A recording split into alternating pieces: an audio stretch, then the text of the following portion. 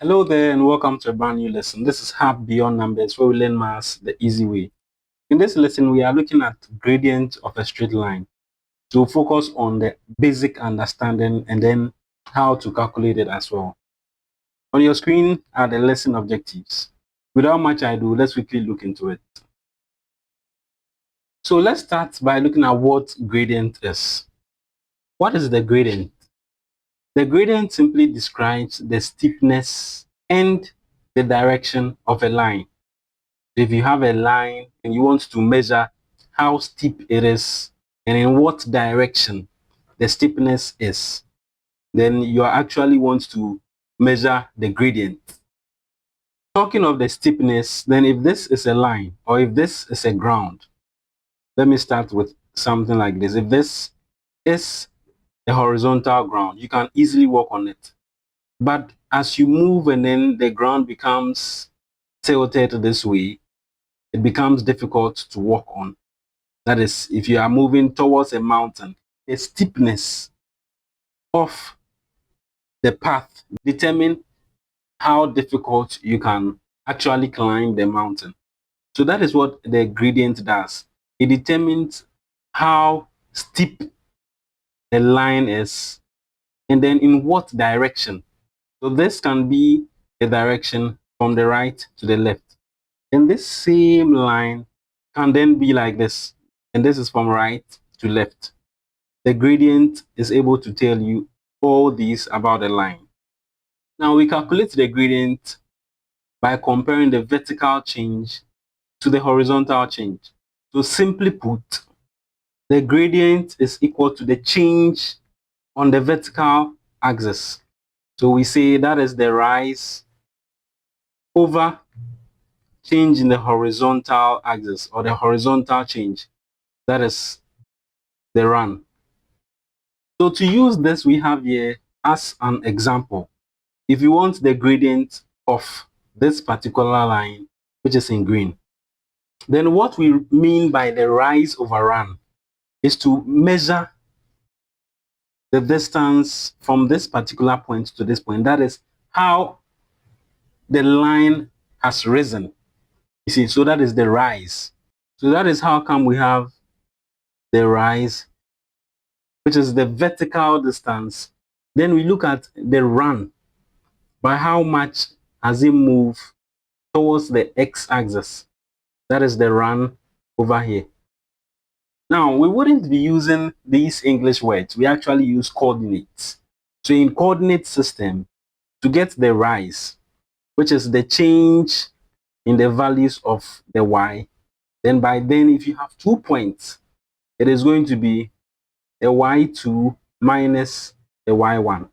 Then for the run, it is going to be a change in values of the x, which is then going to be what?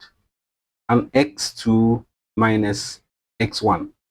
Hence, let's develop properly the formula for gradient. So with this, we can say the gradient is equal to what?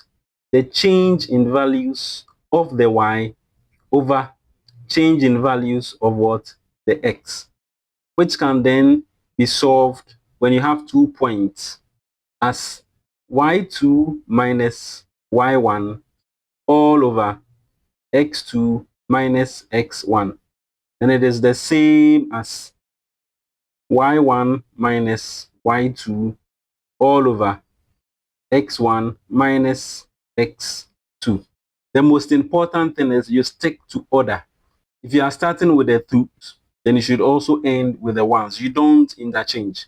Then always what you have up here is the y. What you have down here is the x. This is the gradient formula. Now there are types of gradients we need to know before we can solve questions on them.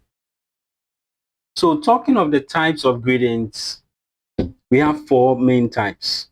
We have the positive gradient, the negative gradient, the zero gradient, and the undefined gradient. All these depend on how the change is occurring on the x and then the y axis, which results in the line moving towards or away from a particular direction.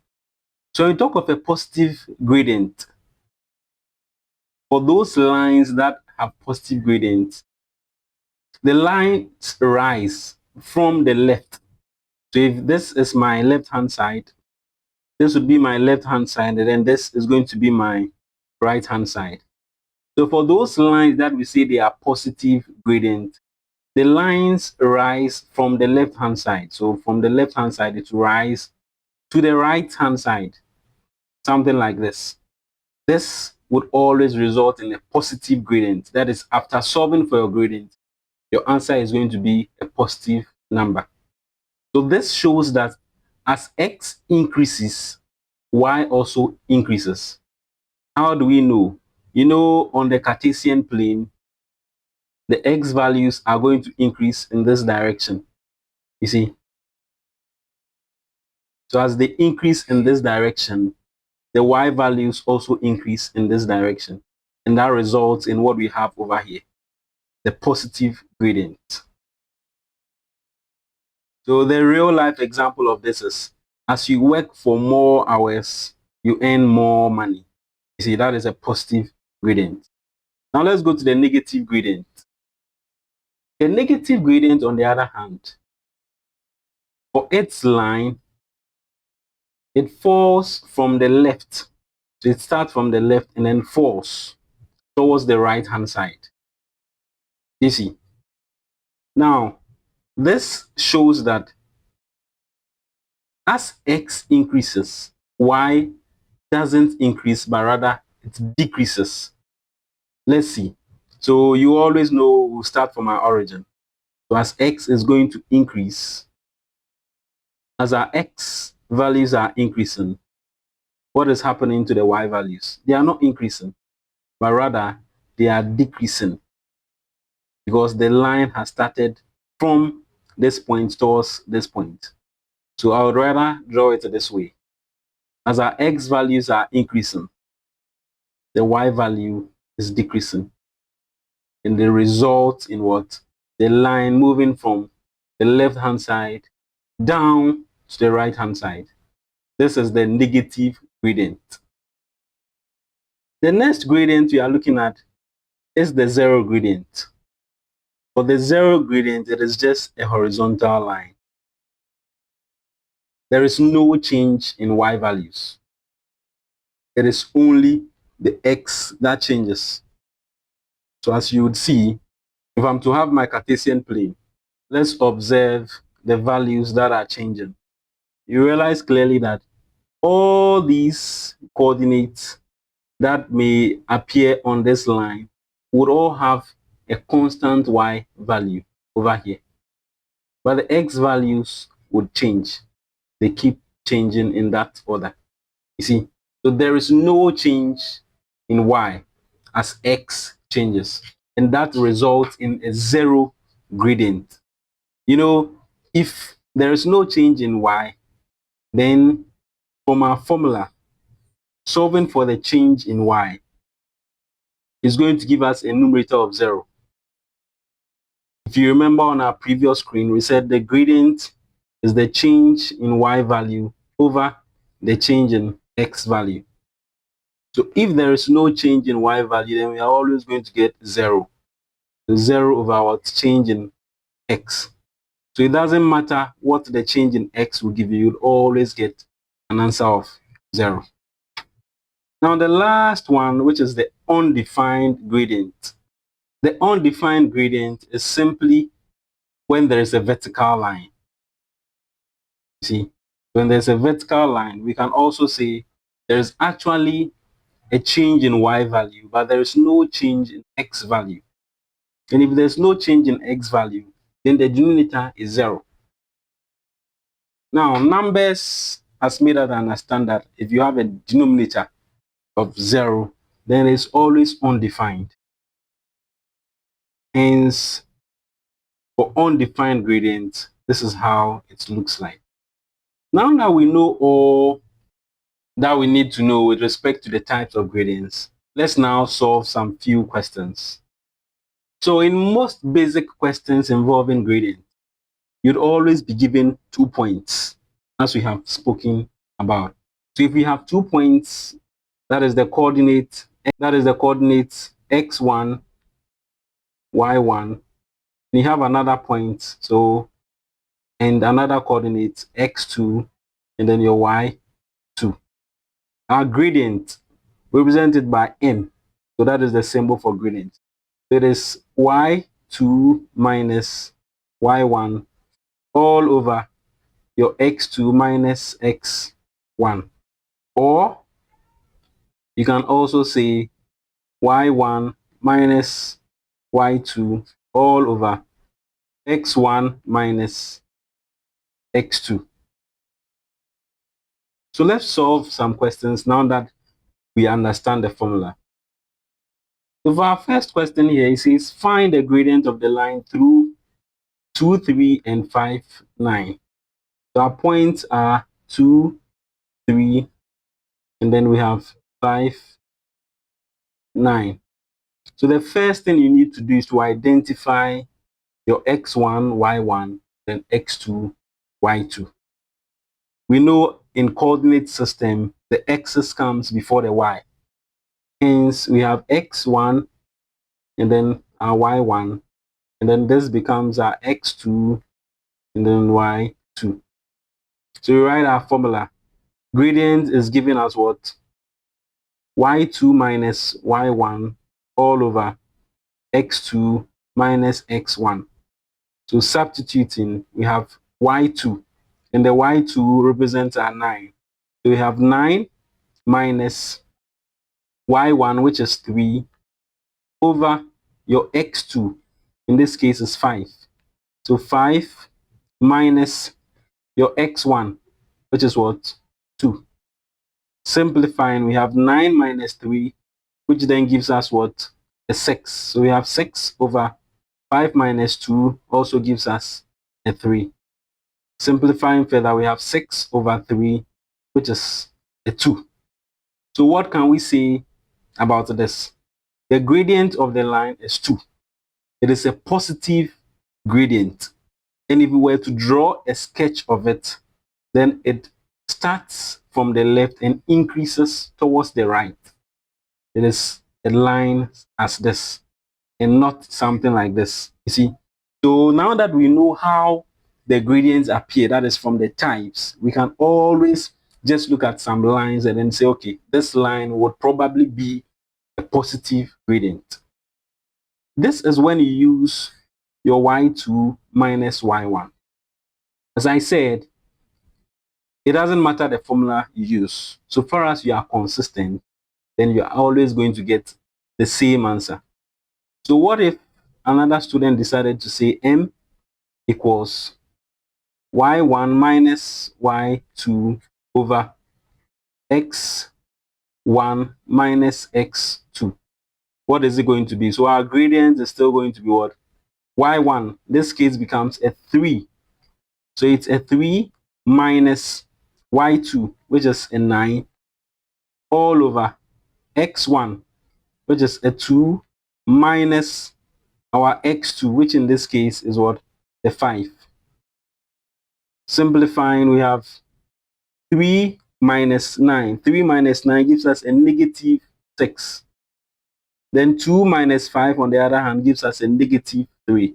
So you realize that we would get both negative on the numerator and then the denominator. And with that, we can cancel out. So the negatives cancel out the negatives, and then we have 3 dividing 6 twice. So we still have our 2, which is the same answer as we use this other formula. This is the formula we need to solve for gradient when we are given 2 points. Let's solve another example that will lead to a negative gradient. So what do we have here? It says find the gradient between the point 1, 6 and 4, 0. So you find the gradient between or of the line that joins these 2 points. So once again, we state our formula. So at this stage, since we've all understood that irrespective of the formula you use, you are going to get the same answer, I'll just do one, then you do the other. So you check if we are going to get to the same answer. So our gradient m is equal to y2 minus y1 all over x2 minus x1. And from the point we have, that is 1, 6, then this is going to be my what? X1, y1. Then for the 4, 0, I'm going to let that be my x2 and then y2. And in that case, I can say my x1 is my 1, and then my y1 is my 6. X2 is my 4, and then y2 is my 0. So substituting, I have my gradients being y2, which is 0 minus y1, which is 6. Then my x2, which is what? 4 minus x1, which is 1. Simplifying, we have 0 minus 6, which gives us a negative 6 over 4 minus 1. 4 minus 1 gives us a 3. If you have to evaluate this further, we have a negative 2. And that is the gradient of the line that joins these 2 points. Now, since there is a negative, then you should know how the line should look like. So it would start from the left-hand side and then move towards the right, upward. This is how a negative gradient looks like. It's just a sketch. Now, you should understand the fact that you wouldn't always have coordinates in real life application questions. But your understanding, that is why I took time to explain the basis of all this before we came to the formula. Your understanding also helps you solve real life application questions. Let's take this last question, which is an application question, and then we can call it done. So the question we have here says, a hiker climbs a hill. He starts at an altitude of 200 meters and reach 500 meters after walking a horizontal distance of 150. Find the gradient. In this case here, you would have to pay attention to your formulas and to the question before you can figure out what numbers you are supposed to use. Remember, we said the gradient was what? The rise over the run. So we need to look for the rise, which is also the vertical distance, all over the horizontal distance. So if we get this as the hill, and he starts at an altitude of 200 meters. So I'm going to put my 200 meters here, you see. And then he reaches what? 500 meters. So this would be the peak of the hill. So 500 meters. After walking a horizontal distance, so that would be the total distance from his initial point to the end. That is going to be this portion over here. So we are being told that that distance is the 150 meters. So with that, we can get our rise over run. You see, so our rise then, in this case, is going to be the 500 minus 200. That is how high he has walked. With this, let's quickly solve the question. So we can then say our rise is going to be what? The 500 meters minus the 200 meters. And that is going to give us a 300 meters. Then for the run, which has been given to us in the question, that is the horizontal distance, which is going to be 150 meters. So substituting, we say our gradient is then going to be what? A 300 meters over 150 meters. Simplifying, we have what? 2. Take note, the gradient has no unit. So the gradient is 2. And that is just that. So this is basically what we need to know under gradient.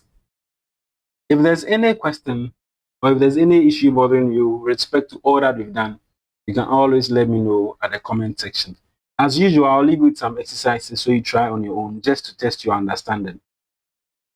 So these are 2 questions you can try on your own. The first one says you have to find the gradient of the line joining the following points. So you have just 4 set of points, 4 pairs of points over there. And then the second one, it says a road drops 5 meters vertically for every 100 meters horizontally. You have to find the gradient of the road. I do hope with all that we've done in this lesson, these questions will be very easy to solve. Let's have beyond numbers where we learn maths the easy way. If there's any issue of concern, as I've said, you can always let me know in the comment section.